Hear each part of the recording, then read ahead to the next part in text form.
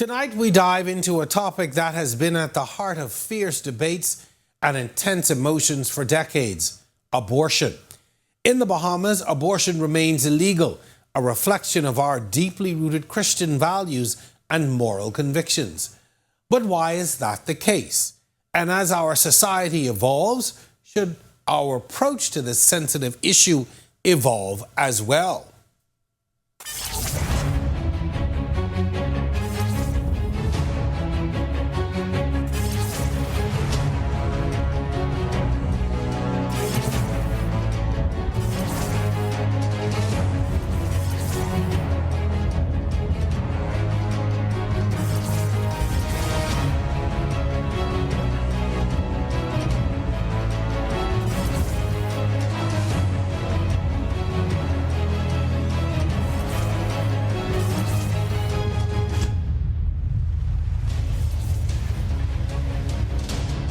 Abortion is a subject cloaked in taboo, often whispered about in hushed tones and met with judgment. Yet, despite the legal and societal constraints, there is a growing chorus of voices, predominantly women, calling for a more progressive stance on abortion legislation. They argue that access to safe and legal abortions is not just a matter of a personal choice, but a fundamental right that impacts women's health, autonomy, and equality. But is this dream of legislative change in the Bahamas merely an unrealistic aspiration, especially when we look at our northern neighbors, the United States, where a landmark decision that once protected abortion rights has been overturned? In January of 2022, the Supreme Court's decision to reverse Roe v. Wade marked the beginning of what many see as the dismantling of women's reproductive rights in the United States, a nearly 50-year-old precedent undone, sparking a wave of legal and societal repercussions. As we navigate this complex and emotionally charged topic tonight, we will hear from distinguished guests who bring diverse perspectives to the table: a pro-life stance grounded in religious and moral principles, and a pro-choice position emphasizing women's rights and bodily autonomy. So stay tuned as we get started on the other side of this break.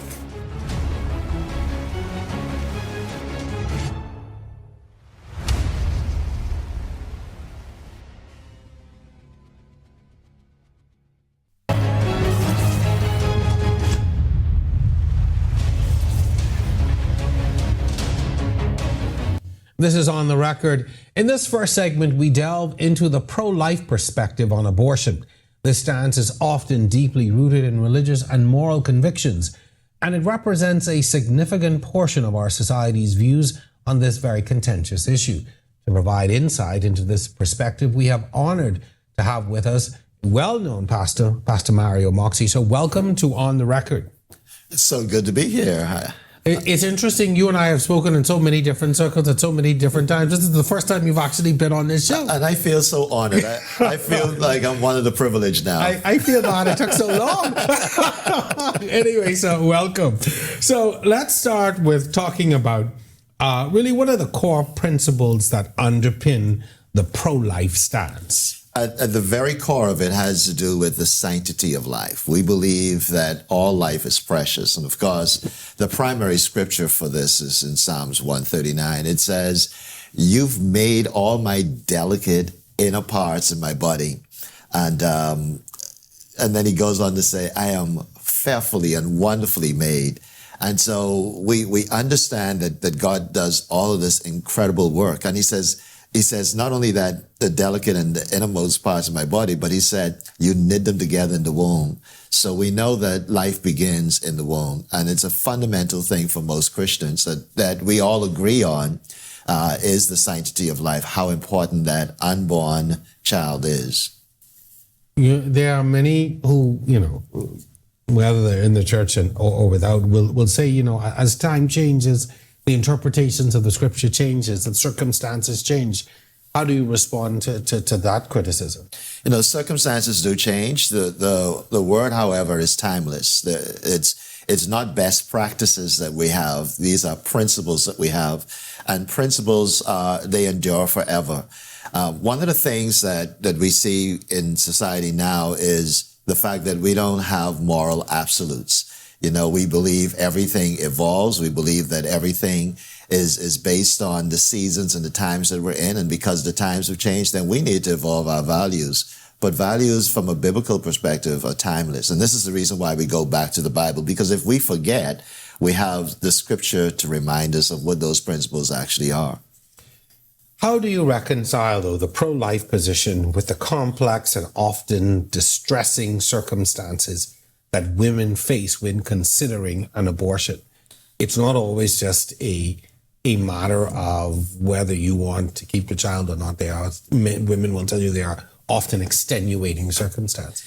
And these are things that we have to be mindful of. And right off the bat, I can think of one of those circumstances as it relates to rape, for example. It is one of the most heart-wrenching things for any of us to even fathom. And for a woman to go through that, it's a very awful experience. It's a very painful experience. And we're mindful of that. There is still life in that wound, and it's important for us to appreciate both sides of that coin, not to diminish one over the other, but to create ways whereby both can receive the ministry that they need. One of the things that oftentimes we don't talk about as it relates to abortion, whether it is in one of those egregious situations or it's something that is voluntarily done, is the aftermath that the woman carries with her, the regret later on in life. And we would love to avoid that. And so one of the things we can do is provide her with the care that she needs, the support, the counseling that she needs through that pregnancy period. And the number one remedy for that is adoption. That way, both the mother receives the help that she so desperately needs, and the community, we are to be our brother's keeper to support her throughout that process. And the child also is redeemed or saved through providing that child for abortion. So we have to look at it from both sides and see how we can help. I don't think as a society we're doing everything that we can to help pregnant mothers during their time of pregnancy. How do you counsel that woman, though, who has to take this baby to term with that trauma and then an additional trauma of having now to be separated from that child at abortion, as you are suggesting? And it is, again, it is something where there is help and counsel to provide assistance for that through every stage of that traumatic situation. But it's the individual, again, reaching to this point and having the choice of whether or not they do want to abort or keep the child. It's not necessary that they have to adopt the child, send the child for adoption. Right. They still can keep the child. So it's important for us to have the conversation, though, and provide a much larger spectrum for that mother to make the right choices where there aren't any regrets later on in life. And it's a very painful situation. You know, as men, we don't experience that. A woman goes through that Sure. in an emotional manner. It's psychological in a lot of ways. And this is the reason why help is needed every step of the way. My late mother used to say, "Man, no, I'm sure." Exactly. She always used to say that, she said there are certain conversations, your daddy can't have with me. But anyway, I think you brought up a very interesting point to all of this, and the help, the psychological, the counseling, the financial assistance. I don't always get the sense, Pastor, that we have those things in place to support our women. I don't get the impression that we do neither. And to be honest, I think even the church can do better. I'll take it one step further. I think I can do better. There was a situation recently where one of our members got pregnant. And of course, at our church, we teach celibacy. We teach abstinence. It's not old-fashioned. Premarital sex is still a sin. It always was a sin. And so this is what we teach. One of our volunteers became pregnant. And there's a certain degree of shame and guilt that comes along with that. Mm-hmm. I got a call from the leader that said, she's in this situation, you know about this situation, but you haven't called her. And she feels rejected. Good point. I'm the pastor. Yep. And I felt that, I was guilty of that. And so immediately I called and I check on her because I want to make sure that I'm not conveying the wrong message to her. All of us have sinned and fall short. And so it's important for us to recognize that with sin there comes repentance, but then there also is acceptance. And it's important for us to love people. And I'm saying that because as a society, we don't always embrace, especially mothers who are pregnant in their teenage years, young singles who are pregnant, and they're in the church. We don't always embrace them. We kind of treat them as though they're cursed, and we can do a whole lot better in bringing them in and making sure they get the care. Going to say, sometimes you hear of, instances where young women are trying to abort children themselves or going through these backdoor, abortions, putting their own lives at risk. Do you think it has a lot to do with the condemnation that comes with church, family, even school, that makes that young lady or that young woman feel trapped and like she has no alternative? There's a young lady that just wrote a book. Her name is Darlene Sands Nixon. She wrote a book, Don't Lose Hope. And the book is her journey on motherhood, the journey of loss, resilience, and the miraculous gift of motherhood. And in her book, she speaks about abortion, that she went through that abortion. And I encourage, teenage girls to get a copy of the book, because in it, she speaks about that season, that time in her life where, to be honest, I don't want to share too much about the book because I want people to read it, but her mother only found out about her abortion 30 years later. Wow. And so this is something that she went through all by herself. And thankfully she was able to get the help that she needs, and that regret that she felt, she was able to overcome. But these are the issues that so many, and you're absolutely correct, they turn to these butch doctors that help with these procedures, and they're unsafe. So we do need comprehensive medical care, not just for abortion, but to be able to take a young lady or a woman through full term and provide them with prenatal and postnatal care. All that's extremely important, and we have to look at that from a more comprehensive healthcare perspective. What role should the church be playing in this national conversation about abortion? I bring you here to get your views, but what kind of conversation should the church be having? And let me just start off by saying, not the one where just condemning the premarital sex or having sex, before marriage or outside of them or whatever other circumstances, but what role should the church be playing in this national conversation? The first thing is that we should not condemn. That's the very first thing. We are the ones at the forefront that can do so much good in this type of environment by not condemning, but opening our arms and embracing mothers in this situation. And we can do that without condoning sin. I think it's very important. I think pastors struggle with this. If we do that, does that mean we're condoning sin? No, it doesn't mean that we're condoning sin, but we're taking care of that mother. And the unspoken thing, just like the woman caught in adultery, where was the man?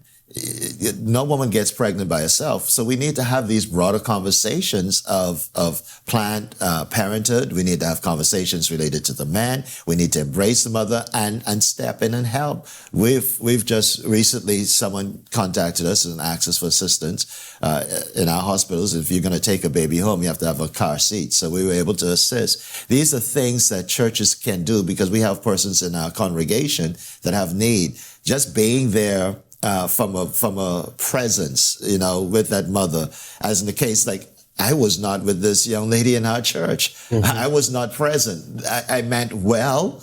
I didn't condemn or anything, but it just takes... You never reached out. I never reached out. It takes minimum effort to pick up a telephone call and says, listen, I love you. I want you to know God loves you.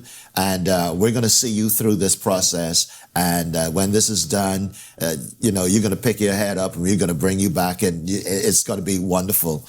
But there is a level of shame. And I do understand that many mothers carry with them. The church can do more. So In cases of rape or incest, how does the pro-life stance address the needs and rights of the victim? I think we started to talk about it in the case of rape, but how do you address the needs of the victim? And when you're talking now about incest, which creates even another issue, a layer, because there's a safety issue now or developmental issue for the unborn child. You know, there are two things here. One is we have to be very mindful as we talk about the right of the mother, right? Because that's the other aspect of this conversation as well, that the woman has a right to her body. The other aspect of that is the unborn child also has a right. We believe in the sanctity of life, but there's also a moral and ethical dilemma in that thou shalt not commit murder. So who's it going to be the authority to determine who lives and who dies? It's a moral and ethical dilemma. It's not just based on from a Christian perspective, but this is societal. And so it's important that somebody stands up for the right of the unborn in these instances. The other aspect of this is we have to look at this from the potential of the unborn child. We don't know. We're not God. We can't determine what that potential what the potential of that child is going to be. We have no idea. You know, one of the things that Jeremiah speaks about, God says, before you were formed in your mother's womb, I knew you, I called you, I sanctified you, I called you as a prophet.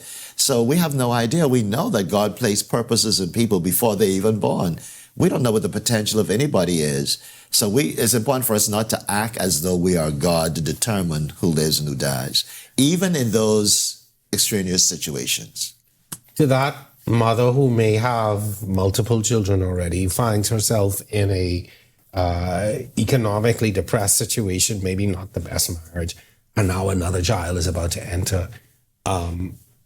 And she is thinking, how am I going to provide? What kind of life am I going to give this child? Adoption is not an option.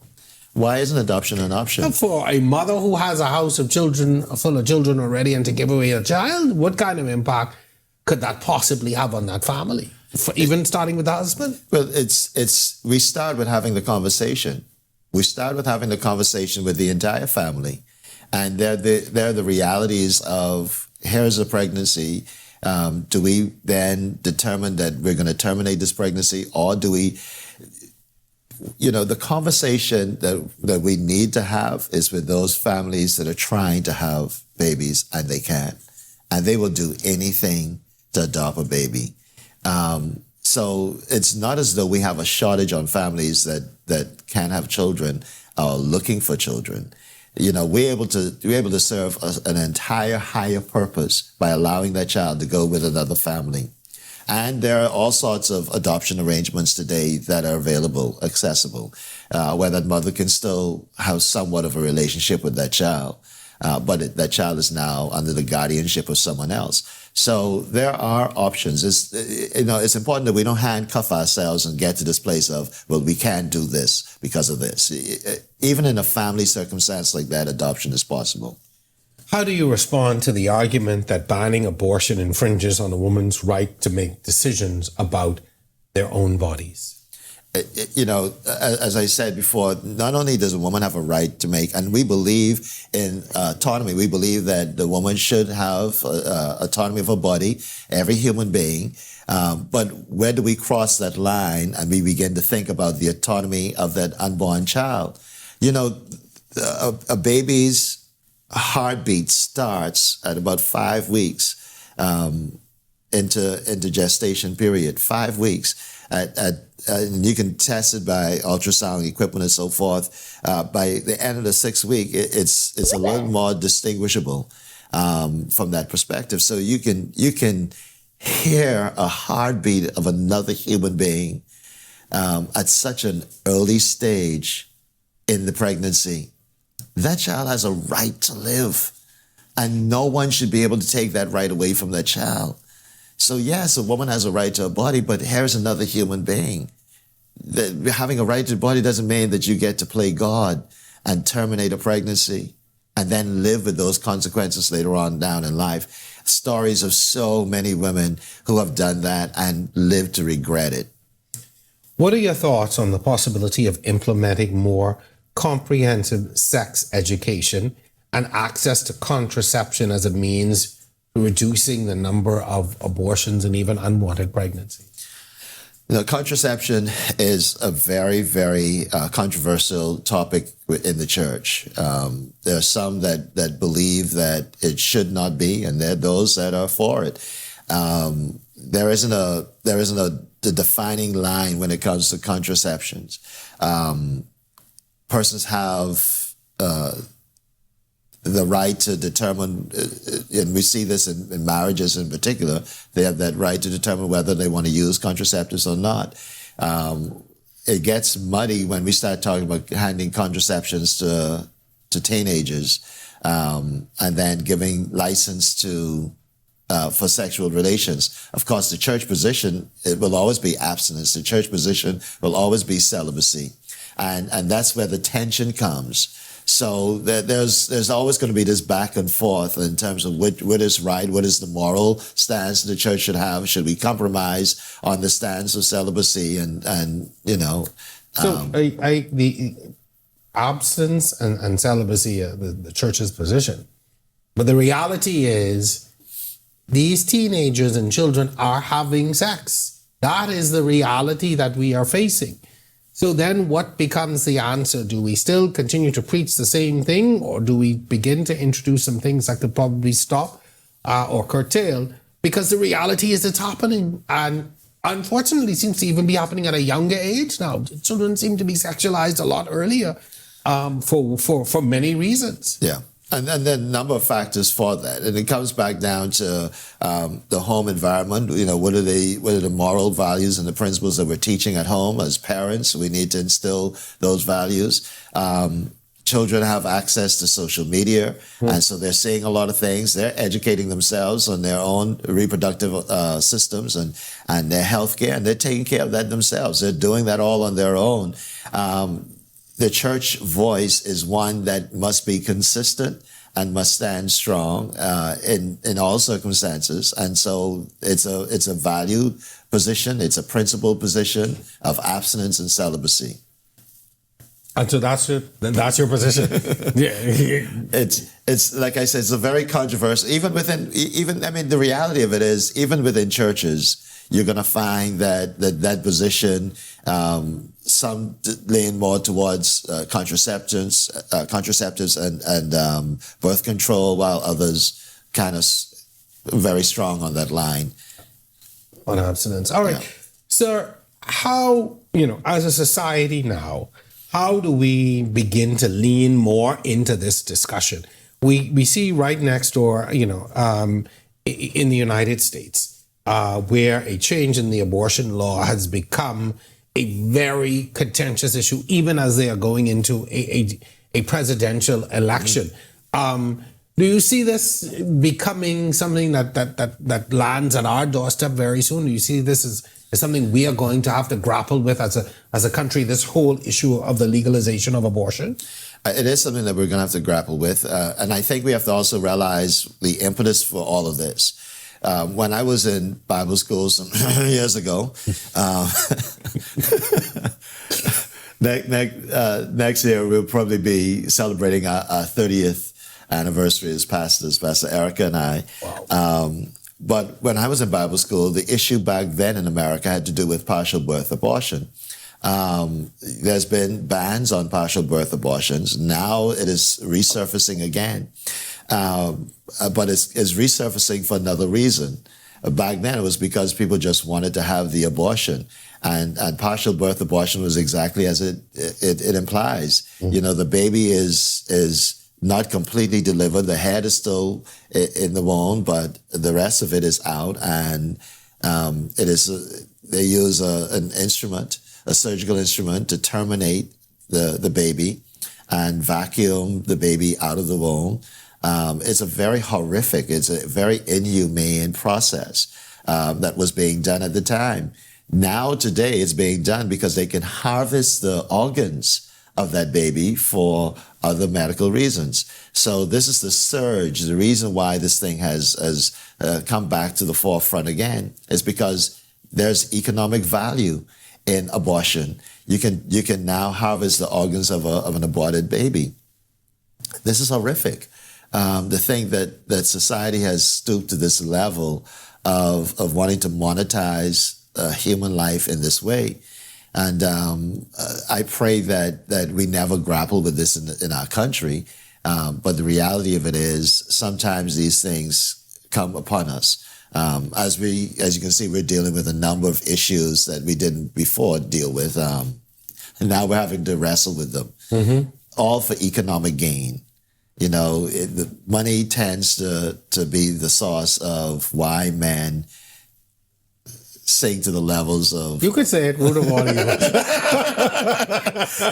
The love of money, the root of all evil. And that's what it all boils down to. It's still, we're out of time in this segment, and I thank you for coming on and intelligently discussing this issue. I have to be honest with you, when we thought about who we wanted to bring on someone who could sit and really help us to dissect the pro-life stance. And thank you very much for sharing and giving us a lot to think about. I think sometimes we're influenced and we make up our minds just based on information, but it's good to be able to sit and to listen and to unpack and to dissect. It's a very emotive topic, and it cuts people in so many different ways. And my care is always towards those who are going through it, that they do have care during the entire process, and then also those who would have had abortions in the past and then wrestling with the conflicts of that God still wants to heal, and it is possible for them to have healing. Pastor Moxey, thank you very much. Thank you so much. Give your wife my best. Of course. As I reminded, I have to say this to my viewers, as I reminded him, I remember the weekend he and his wife met. She and I worked together, and she came to work and talked with this handsome man she stood with in the way. Oh, come on. Stop.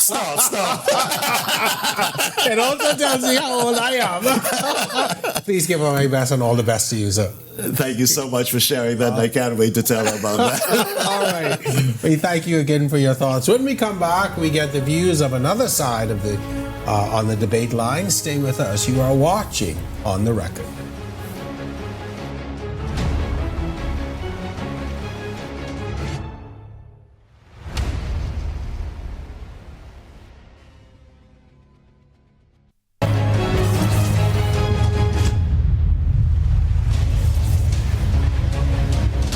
Back to On the Record. In this second segment, we turn our focus to the pro-choice perspective on abortion. This viewpoint emphasizes women's rights, bodily autonomy, and the importance of access to safe and legal abortion services. We are joined by Alicia Wallace, women's rights activist, public educator, and the director of Equality Bahamas. Alicia, welcome to On the Record, and thank you so much for joining us here tonight. Hello, it's a pleasure to be here. All right, so let's start by explaining the key arguments that underpin the pro-choice perspective on abortion. The pro-choice position in support of the right to choose an abortion is really within the larger context of sexual and reproductive health and rights. And when we talk about sexual and reproductive health and rights, often abbreviated to SRHR, we're talking about a full spectrum of care and services and education that should be provided to everyone. So, of course, we're starting with sexuality education, comprehensive sexuality education that should be provided to everyone and included in the school curriculum. We're also talking about access to contraception. We're talking about access to doctors to be able to have conversations about family planning, about our bodies, about what we would like to do with our bodies and what our bodies are capable of. And we're also talking about that prenatal care, postpartum care, and of course, the choice to not continue a pregnancy. So we're talking about bodily autonomy and having enough information to know that we do have the right to make decisions about our bodies. And it just does not just begin with the decision to or not to have sex, but also the decision that we make if there is an unwanted and unintended pregnancy. How do you respond to the moral and ethical concerns raised by those who oppose abortion, those who say that, the fetus's heartbeat starts at 5 weeks, full on at 6 weeks? How do you respond to those critics? Morality is really thrown around a lot and used as an excuse to oppress people and to restrict people's access to their human rights. And when we're talking about morality, we're talking about right and wrong. And it seems as though the people with the moral argument, the people who want to talk about ethics, don't necessarily want to talk about what it is wrong or right to impose upon people, and in particular upon women and women's bodies. Is it right to force a person, could be a child, it could be a teenager, it could be an adult, to carry a pregnancy to term when they don't want that pregnancy? And we know that there are many ways that pregnancy comes about. It is not always consensual activity. And even if it is consensual activity, we don't have the resources, the education being provided to help people sufficiently to prevent unwanted pregnancies. And we do know that accidents do happen. Sometimes contraceptives fail. And this position, this moral position actually is quite immoral in that it is putting forward the idea that there is a punishment that women need to carry for any failings of contraception, whether it was due to lack of information or just the failure of the product itself or the practice itself. This idea that, well, now you're pregnant and that is the price that you have to pay for sex or for the sexual violence that you have experienced that we also victimize women for. What about those who those pro-life advocates who are standing on or say they are here to protect the rights of the unborn child, of the unborn fetus? There is no protection that they want to talk about the people who are already here, which is actually quite interesting and very frustrating. And it's interesting to hear from people who have not really studied the biology, who are not really interested in hearing from medical professionals about the various stages of pregnancy and where we go from a zygote when we go to when we actually get to the fetal stage. And in most cases, people are seeking abortions very early on as soon as they find out that they are pregnant and they don't want to continue that pregnancy. And this just undergirds that importance of having sexuality education and having the understanding of how our bodies work, how the cycles work, how to identify whether or not a person is pregnant, how do you access pregnancy tests, what does it look like to even go into a pharmacy and try to get a pregnancy test? You actually have to ask for it because it's behind a glass. And these kinds of things can cause people to kind of wait it out thinking, maybe it's just late, I'm still waiting for my period, I'm not really sure, we used a condom. There are these delays, and we have to ensure that people are able to recognize what is happening in their bodies much earlier, and also trust that people will make the right decision for themselves, provided that we ensure that they have all of the information that they need. And for those that really want to be very moral about this and think about right and wrong and what's on their conscience, we do have to turn to human rights standards. And we can look at the most basic human rights document, which is the Universal Declaration of Human Rights, that lays out very clearly that we are all entitled to the freedom of conscience, the freedom of thought, the freedom of religion, and none of us should be governed by the thought, conscience, or religion of another person. From your organization's perspective and what you advocate for, what do you say is the acceptable time period for which an abortion can take place? Up to what period or what month or what stage of the pregnancy? There are different thoughts on this, and it does vary from one country to another and given different circumstances. So, for example, we could say that, up to the 20 or the 22-week mark where the person is entering into the fetal stage with their pregnancy. But there are also cases where there could be a late-term abortion that is necessary to save the life of the mother. There are so many different reasons for abortions, for this very necessary medical procedure. And we're often looking at it from a very, very narrow standpoint and from a very judgmental standpoint, making lots of assumptions about the person who needs the abortion. And it really, really depends on the medical situation there and what is happening with that person physically, mentally, and emotionally.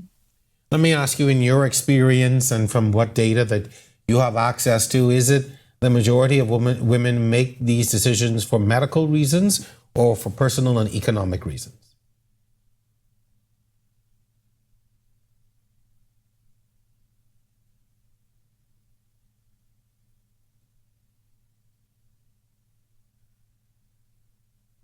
are so many reasons, and in many cases, they are intertwined. So it can be quite difficult to tease it out and say one reason that person would be making this decision. In many cases, because it's unplanned, it's unintended, people are not prepared. You're seeing a lot of people who are just simply not prepared to bring another person into the world and be responsible for taking care of that person. We're in an economic state right now where so many people don't have jobs or are barely making enough to get by. You really, even to live in a one-bedroom apartment, it's quite difficult to do just on one income. There are so many layers to this. There are people who are very young, who have other aspirations, other things that they want to do with their life. And we really have to think about the fact that we are pushing people to continue unwanted and unintended pregnancies, telling them that this is your punishment. You now need to carry this to term. Because this is what you have to deal with now, but we're not providing any support to the same people after they have the child, after they give birth. There is very little support, and in fact, there is judgment when they ask for support, when they ask for help, when they end up taking to the media to say, "This is my plight. I am living in a car with my 3 children. I need help." The judgment's on them. What impact do you believe the current abortion laws in the Bahamas have on women's health and safety? The laws are quite restrictive, and in many cases, in previous years, it has pushed women who want to access abortion to do so very privately, very quietly, kind of whispering around, trying to find out how they can access it. But those who have money, those who have the financial resources, tend to fly out of the country and go to a state where they know that they're able to access this service. So, and it requires quite a bit of money to be able to do that. You need your flights, you need accommodations. You likely need someone to go with you to support you, not knowing what to expect throughout that process and after the procedure, after the medical abortion itself. And now that things have changed in the US with the overturn of Roe versus Wade, it is really putting us in a tough position where even more now people are trying to find the services locally and in many cases trying to do it themselves. The DIY abortions. We're going back to the 70s and the 80s. I wanna touch on that for a bit. Do we find that a lot of women are turning to these backdoor situations or these untrained or non-professionals to do these abortions or trying to do things themselves and putting their own health at risk? Absolutely. It's not the majority, certainly. Most people will find the places that they can access it more safely. But as these restrictions come in, as we get more of this very negative, very conservative rhetoric coming from the US through the US media, and as the people who provide these services become a bit more nervous about doing it, we're turning to each other. We're turning to our elders to find out how they did it, because we know that they've done it. They've had, 12, 13 children and decided they needed to stop, and they had to figure out ways to do it. Sometimes it works, sometimes it doesn't. Sometimes it's just stories that people have told without any kind of evidence base, and you give it a try and it doesn't work. Sometimes it just means that you remain pregnant. Sometimes it has much, much worse, more horrific consequences. We just, before this segment, had a pro-life advocate on who talked about the concern of abortions being used in the United States and other places to harvest organs. That being a major concern. How do you respond? Now we're really getting into conspiracy theories and throwing out very, very wild assumptions and stories, and it's fear-mongering. The reality is that most abortions are not surgical. Most, when we get there early enough, are medical abortions. There are no organs, there are no body parts coming out to harvest. Many abortions are taking place at home through medicine. That is the fact of it. How does the pro-choice movement address, though, the concerns about the potential misuse or overuse of abortion as a form of birth control? It's a very interesting argument that comes up again and again, as though having an abortion is a carnival. It is not a lot of fun. Anyone who has had an abortion can tell you that it is not a good time. It is a necessary medical treatment. It is a necessary procedure that so many people need. And generally 1 in 4 people need to have an abortion at some point. And it's not something that you want to go through again and again and again. It is not something that really works as a form of contraception. There are so many different forms of contraception out there. Not all of them are particularly accessible. Not everyone knows how to access them. It's quite difficult to navigate the system of public clinics in the Bahamas in particular, and understanding which day is for women and which day is for what, and where can you go to access the patch, or what if you want the IUD or some other form of contraceptions. People are having problems with birth control pills because there are really serious side effects that come with some of these contraceptives. But no one is saying, you know what, I'm just not going to use contraception at all. And if something happens, I'm very happy to go through the painful process of an abortion. That is simply not something that is happening.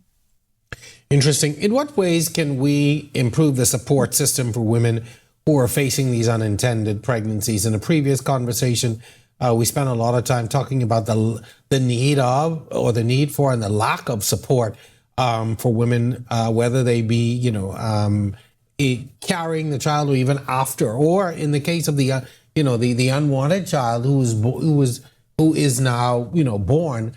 What happens, and do we need to give some serious focus to those support systems? We have to start at the very beginning with comprehensive sexuality education. There are so many people who make it all the way to pregnancy without knowing very much about our bodies and how they function and how they do not function. And creating a space for people to talk about their experiences of pregnancy and the birthing experience. Because, in many cases, people will say, oh, it was the most beautiful thing. I'm so happy that I have my child. And then when you have your experience and you say, my goodness, this horrible thing happened, then people will say, oh yeah, that happened to me too. It was terrible. So there's a need for more openness. There's a need for more people to be able to engage, to be able to honestly share their stories.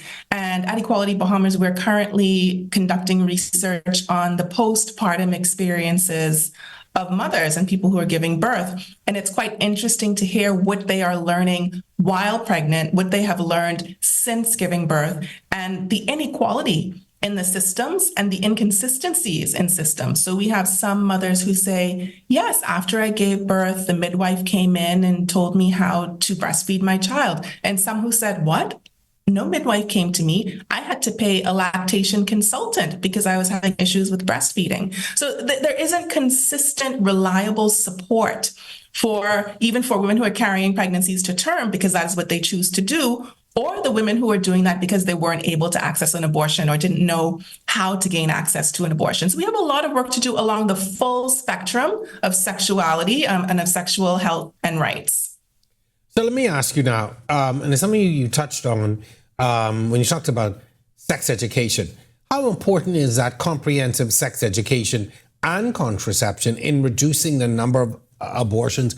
And what kinds of additional steps do we need to take? Because often you have a lot of these unwanted pregnancies because it comes down to simply a lack of protection, or as you alluded to, just a lack of knowledge. Comprehensive sexuality education is critical to minimizing, to reducing, to even possibly eliminating unwanted, unplanned pregnancies.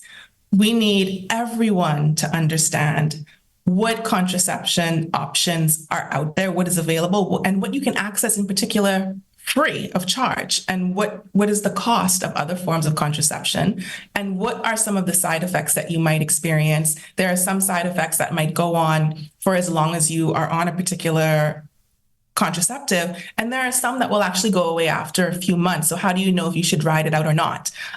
There are also some practices that people say work that we know are not reliable, right? So the withdrawal method, people talk about this all the time. We also need to talk to girls and boys, women and men, about this sort of coercing people into sexual activities, and coercing people into sexual activities without use at all or without proper use of contraception. And the issue with practices like stealthing, where a condom is removed in the midst of activity without letting the woman know. So these are things that are happening that we need to be aware of. We need to know that these are things that happen. We need to know what condom negotiation should look like and the red flags for somebody who actually does not care about you or what happens to your body or what the consequences are, and how to spot someone who definitely will not be with you through those consequences. All of these are conversations that have to happen within comprehensive sexuality education. We're talking about consent. We're talking about pleasure, right? The idea that sex is supposed to be something that is enjoyable. People want to stay away from that, but it's important that we know we are supposed to enjoy it. It's not supposed to be something that feels wrong or bad or causes pain. So how do you now have that conversation, though, when the institution of the church is saying abstinence is what we are standing on, it's what we have always stood for, it's what we will continue to stand for, and we're not advocating for these types of for contraception and safe sex because it encourages or it gives platform to sex outside of marriage or premarital sex or these things which it dawns as a sin. So how do you begin to have that discussion when the church is standing firm on its position of abstinence? Abstinence definitely works when it works. We also have to be very realistic and understand what is happening within our society, what is happening at a particular age with teenagers where they want to experiment. Hormones are raging, different things are happening within their bodies, and we have to ensure that they have information. We cannot depend on them going along with abstinence because it's happening in their head when other parts of their body are telling them, explore. You don't have to go too far. Let's just see what it feels like. It is better to equip them with the information that they need to be able to make better decisions. They might not be the best decisions. They might not be the ones that we hope for. We can hope for abstinence. We can encourage abstinence, but we also want them to know the rest, right? Abstinence is the A in the ABCs of having safe sex, right? So we also need to make sure that we are equipped with other forms or real forms of contraceptives. And we need to ensure that there's faithfulness between partners because we're also concerned about STIs. We have to have this full conversation. And, the church has its place. The issue is that it wants to impose on every other institution and every part of society. But we have to recognize that, first of all, the Bahamas, as much as we want to believe it is a Christian nation, is a secular state. We have the right to make our own decisions. We have the right to not align with or conform to Christianity. We have lots of different ideas, lots of different people. It's not a law to follow any particular religion.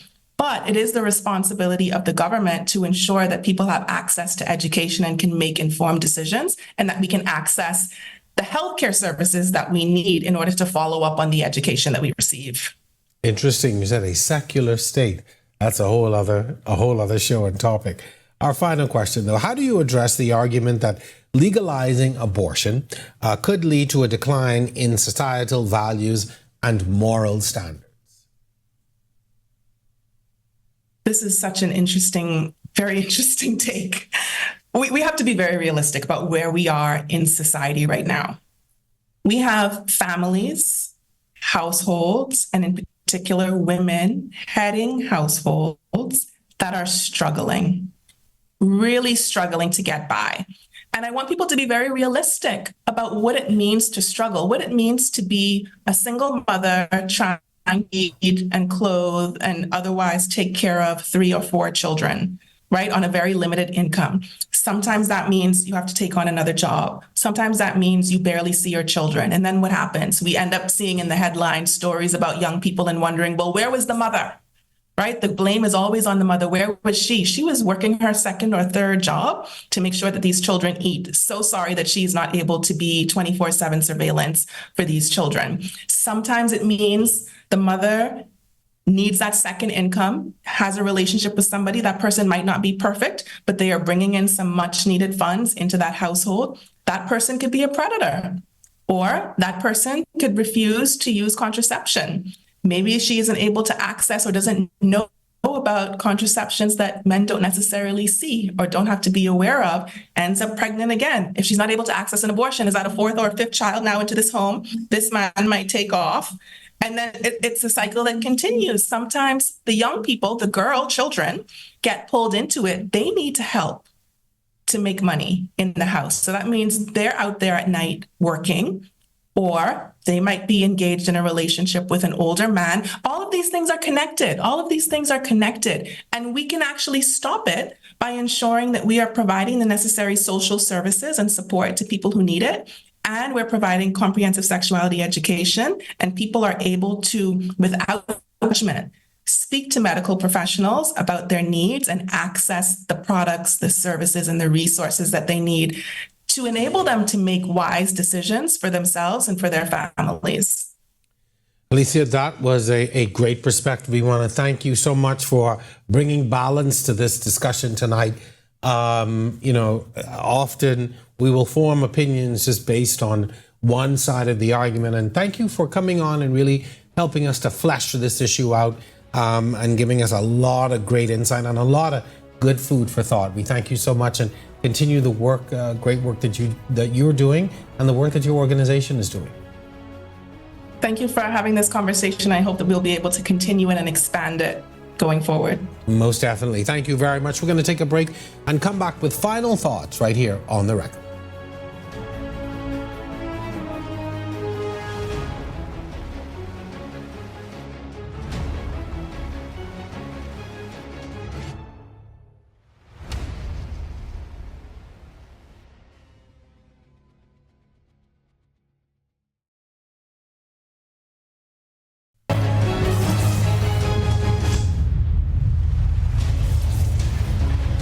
I want to extend my deepest gratitude to our guests for their contributions and willingness to engage in this critical discussion.